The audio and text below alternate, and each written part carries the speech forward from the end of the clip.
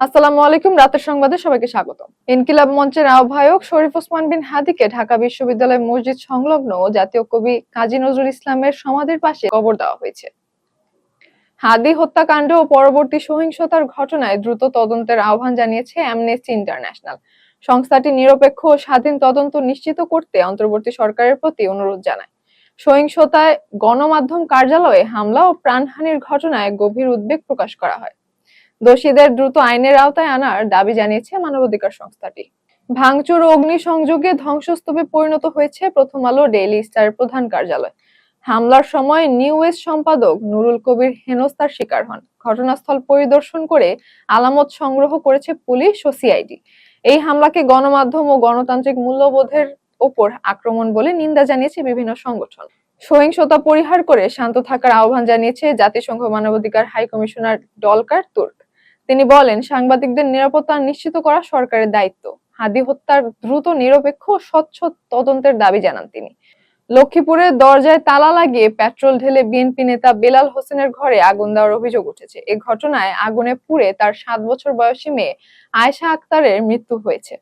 বেলাল হোসেন ও তার আরো 2 মেয়ে দগ্ধ হয়ে হাসপাতালে চিকিৎসাধীন রয়েছেন। পুলিশ বলেছে, পরিকল্পিতভাবে আগুন দেওয়া হয়েছে কিনা তা তদন্ত করে দেখা হচ্ছে।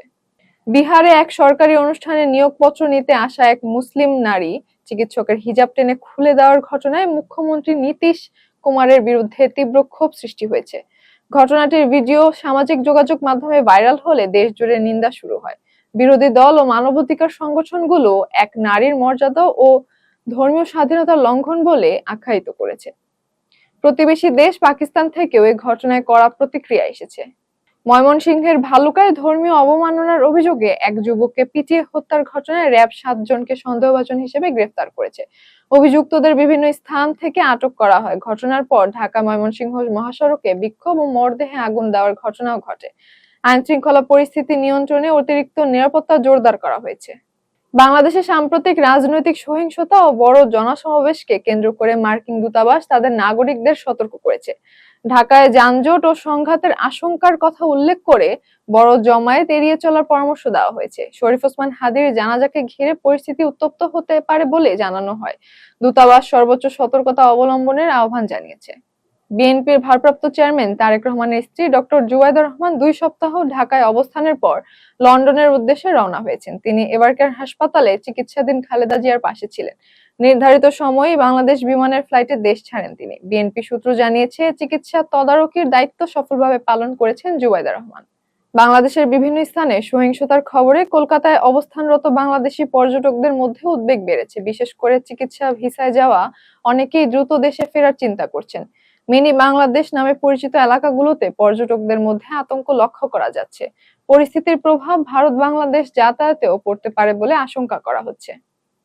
ফেসবুকে সহিংসতা উস্কে দেওয়া ও গণমাধ্যমে হামলার আহ্বান সংক্রান্ত কন্টেন্টের বিরুদ্ধে ব্যবস্থা নিতে মেটাকে চিঠি দিয়েছে অন্তর্বর্তী সরকার। জাতীয় সাইবার সুরক্ষা এজেন্সি নির্বাচন ও গণভোট শেষ হওয়া পর্যন্ত বাংলাদেশ সংক্রান্ত কন্টেন্টে বিশেষ নজরদারির আহ্বান জানান। ওসমান হাদির মৃত্যু ও সংবাদ মাধ্যমে হামলার পেছনে ফেসবুকের ভূমিকার অভিযোগ তোলা হয়। সরকার দ্রুত বাংলা ভাষা ভিত্তিক কন্টেন্ট মডারেশন জোরদারের দাবি জানিয়েছে। সুদানে জাতিসংঘ শান্তিরক্ষা মিশনে ড্রোন হামলায় নিহত 6 বাংলাদেশি শান্তিরক্ষীর মরদেহ দেশে পৌঁছেছে। শনিবার ঢাকার হযরত শাহজালাল আন্তর্জাতিক বিমানবন্দরে মরদেহগুলো আনা হয়। এই হামলায় আরো 8 জন শান্তিরক্ষী আহত হন, তবে তারা শঙ্কামুক্ত। নিহতদের মধ্যে সেনাবাহিনীর সদস্য ও বেসামরিক কর্মচারী রয়েছেন। তোশাখানা 2 মামলায় পাকিস্তানের সাবেক প্রধানমন্ত্রী ইমরান খান ও তার স্ত্রী বুশরা বিবিকে 17 বছরের সশ্রম কারাদণ্ড দিয়েছেন আদালত। একই সঙ্গে তাদের প্রত্যেককে 1 কোটি রুপি করে জরিমানা করা হয়েছে। পাকিস্তানের জবাবদিহি বিষয়ক আদালত এই রায় ঘোষণা করে। মামলার বিস্তারিত রায় পরে প্রকাশ করা হবে বলে জানানো হয়েছে। জাতিসংঘের মানবাধিকার বিশেষজ্ঞরা বলেছেন, পাকিস্তান ভূখণ্ডে ভারতের সামরিক অভিযান আন্তর্জাতিক আইন লঙ্ঘন করেছে। তারা জানান, এই বিষয়ে ভারত কোনো গ্রহণযোগ্য প্রমাণ উপস্থাপন করতে পারেনি। সীমান্ত অতিক্রম করে বল প্রয়োগ আন্তর্জাতিক আইন বিরোধী বলেও মন্তব্য করা হয়। সিন্ধু পানি চুক্তি স্থগিতের সিদ্ধান্ত নিয়েও গভীর উদ্বেগ প্রকাশ করা হয়েছে। রোমানিয়ায় কনসার্টে প্রকাশ্যে গাঁজা সেবনের দায়ে মার্কিন র্যাপার উইজ খলিফাকে 9 মাসের কারাদণ্ড দেওয়া হয়েছে। এর আগে তাকে জরিমানা করা হলেও আপিলে সেই রায় বাতিল হয়।